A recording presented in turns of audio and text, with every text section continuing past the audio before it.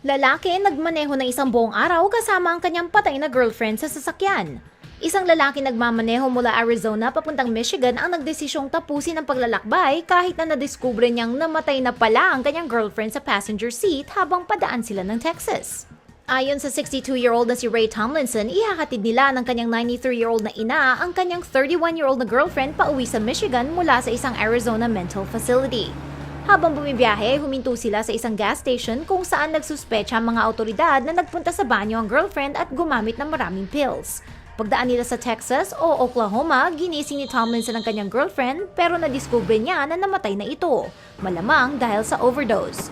Ayaw niya magtawag ng pulis at iwan ang babae ng napakalayo sa kanyang bahay, kaya nag-research sa kanyang cellphone si Tomlinson at nalaman niya na mayroon siyang 48 oras para madala ang babae sa morgue.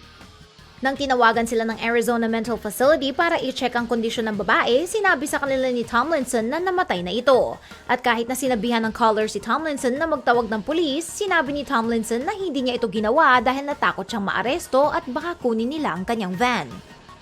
Pagkalipas ang isang araw ay nakauwi na sila sa bahay. Dumating ang mga pulis at nakita nilang umiiyak si Tomlinson sa labas ng kanyang bahay. Ang patay na girlfriend ay nasa passenger seat pa rin ng van at ang kanyang ina na naka-wheelchair ay nasa likod din ng van.